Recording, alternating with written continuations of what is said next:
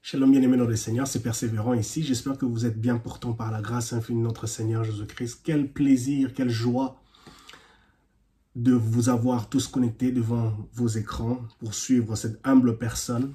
Je vous remercie infiniment pour ce petit temps que vous m'accordez pour pouvoir nous encourager. Parce que je ne vous encourage pas seulement, je m'encourage aussi moi aussi. Et nous bénissons le Seigneur pour sa grâce. En ce jour, j'aimerais parler sur le confort de l'amour de Dieu.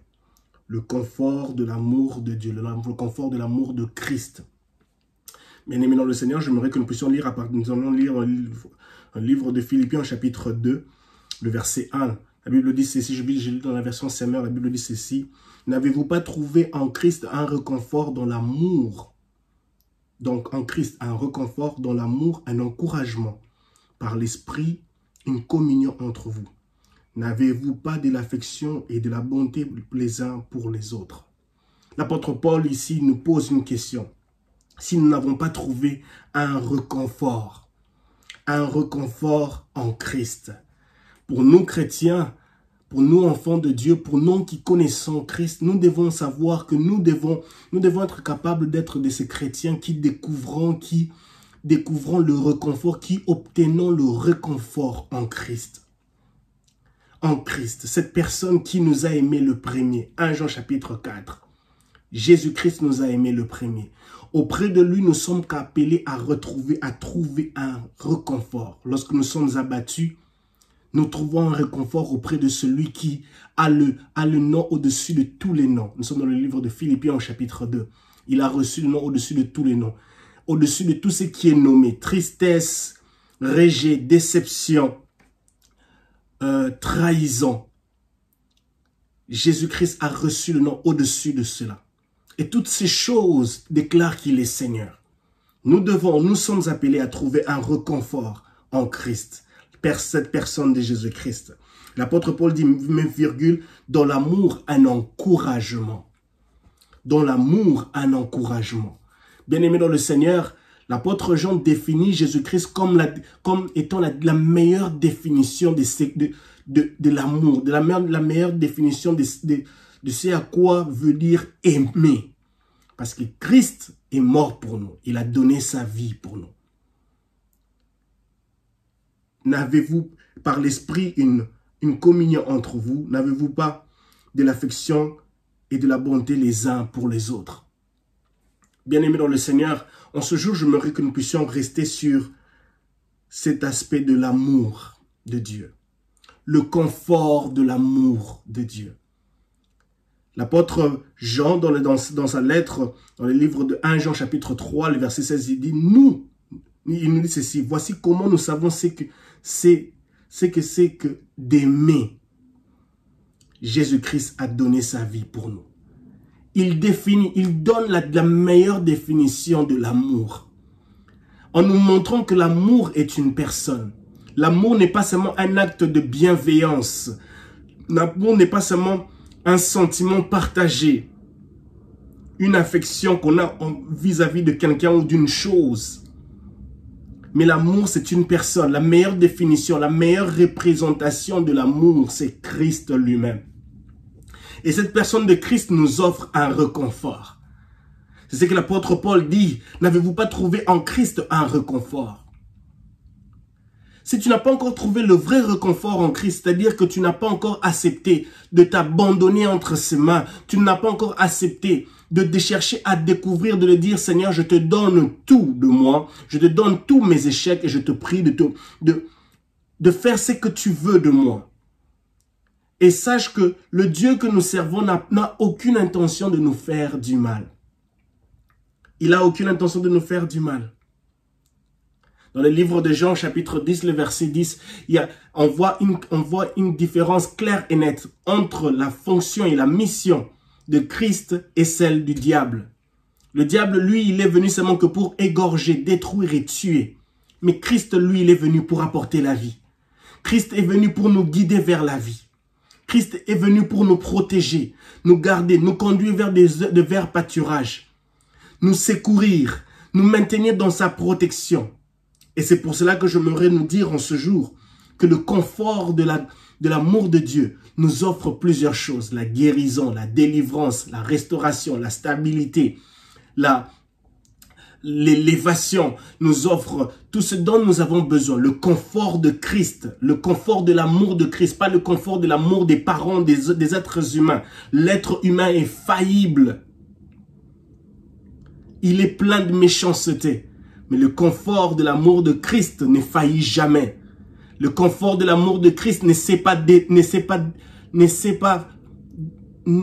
confort de l'amour de Christ ne sait pas décevoir. Le confort de l'amour de Christ ne sait pas mener à l'échec. Le confort de l'amour de Christ ne sait pas faire tarir toutes ces personnes qui comptent sur lui, qui placent leur confiance en Christ. Bien-aimés dans le Seigneur, j'aimerais que nous puissions nous baser sur cet aspect du confort de l'amour de Christ qui nous offre la guérison. Ce confort de son amour qui nous offre la guérison. Oui, le confort de l'amour de Christ nous offre la guérison. Nous avons vu dans l'apôtre Jean, dans sa lettre, dans le livre de 1 Jean chapitre 3, le verset 16, il donne la définition de Christ, de ce que c'est d'aimer. Il dit que c'est Christ qui est mort pour nous. Et dans le livre d'Ésaïe chapitre 53, le verset 5, la Bible dit ceci, que c'est par ses meurtrissures que nous sommes guéris. Bien-aimés dans le Seigneur, Christ est mort pour nous. Christ est mort pour nous. Romains chapitre 5 le dit clairement que Christ est mort pour nous. Romains chapitre 5, dans le livre de Romains chapitre 5, je crois le verset 8, il dit que Christ est mort pour nous.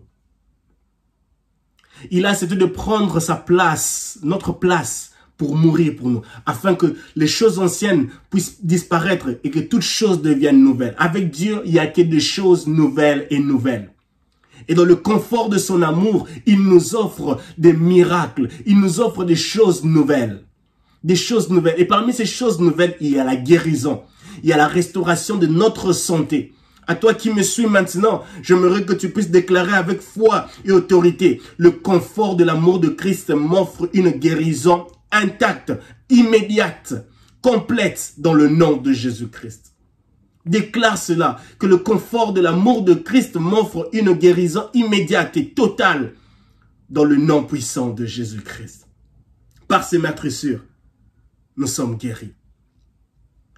À toi qui me suis, tu es peut-être malade en ce jour, j'aimerais te dire que le confort de l'amour de Christ à lui seul est capable de t'offrir la guérison que les docteurs de ce monde ne peuvent pas te le donner. La femme à la perte de sang a gaspillé tout son argent auprès des médecins. Mais cette fois-ci, elle a vu que c'était l'homme de Galilée qui passait. Cet homme dont sa renommée s'était accrue dans toute la contrée. Elle a décidé, elle a dit, si seulement je peux toucher le pan de sa robe, si seulement je peux toucher celui qui est la vraie définition de l'amour, celui qui est la définition de l'amour, celui qui, dans le confort de son amour, est capable de me guérir, parce que Jésus était un homme plein de compassion. À chaque fois qu'il se retrouvait devant des situations où des personnes avaient des problèmes, des situations difficiles, il ressentait de la compassion pour ces personnes-là. Une compassion qui les poussait à changer leur situation. Le confort de l'amour de Christ possède plusieurs choses. Possède une de ces choses que nous voyons en ce jour, c'est la guérison. Tu es malade, j'aimerais que tu puisses déclarer avec foi. Le confort de l'amour de Christ m'offre une guérison immédiate et intacte et totale dans le nom puissant de Jésus-Christ. Alors, j'aimerais nous laisser avec un conseil. Ne nous éloignons pas de l'amour de Christ. L'une des missions, l'une des choses que le diable cherchera à faire, c'est chercher à nous éloigner de l'amour de Christ. Parce qu'il sait que cet amour nous offre à la capacité d'offrir un confort que le monde, que les critères, que les standards de ce monde ne pourront jamais offrir. Bien-aimé, mon frère, ma sœur, ne te permets pas de t'éloigner de l'amour de Christ. C'est tout ce dont tu as besoin en ce monde, en ce jour, pendant ce temps de la fin dont nous sommes en train de vivre. Nous avons besoin de l'amour de Christ. Et j'aimerais que nous puissions lire un passage dans le livre de Romains chapitre 8. Romains chapitre 8. Alléluia. Romains chapitre 8. Le verset 35. Qui nous séparera de l'amour de Christ? Sera-ce la tribulation ou l'angoisse, ou la persécution, ou la faim, ou la nullité, ou le péril, ou l'épée? Selon ce qui est écrit, c'est à cause de toi qu'on nous met à mort tous les jours, qu'on regarde comme des brebis destinées. Mais dans toutes ces choses, nous sommes plus que vainqueurs. Verset 38, « Car j'ai l'assurance que ni la mort, ni la vie, ni les anges, ni les dominations, ni les choses présentes, ni les choses à venir, alléluia, ni les puissances, ni la hauteur, ni la profondeur, ni aucune créature ne pourra nous séparer de l'amour de Dieu manifesté en Jésus-Christ, notre Seigneur. » Rien ne peut nous séparer de l'amour de Christ. Rien ne peut nous séparer de l'amour de Christ. À moins que ce soit nous qui prenons la décision d'être loin de cet amour. Parce qu'on peut se dire que les choses de Dieu sont difficiles, sont compliquées. Non, c'est le diable qui essaie de nous faire prétendre cela. Parce qu'il sait que c'est un perdant. Il sait que tu auras une destinée radieuse avec l'amour de Christ. Comment peut-il te dire que les choses de Dieu sont compliquées, sont absurdes? Parce que lui, il ne connaît absolument pas l'amour. Il ne connaît que détruire, égorger et voler. Il n'y a pas d'amour avec lui. Il n'y a pas d'amour avec lui. Alors, bien-aimé dans le Seigneur, viens auprès de celui qui possède l'amour. Pourquoi aller auprès de celui qui n'a point d'amour, qui n'a point de sentiment, qui n'a point de ressenti, qui n'aura jamais de compassion pour toi? En ce jour, je parlais du confort que nous obtenions auprès de l'amour de Christ. Le confort de l'amour de Christ nous offre la guérison. Que mon Dieu vous bénisse et que sa grâce et sa faveur soient votre partage. Soyez guéris au nom de Jésus. Amen.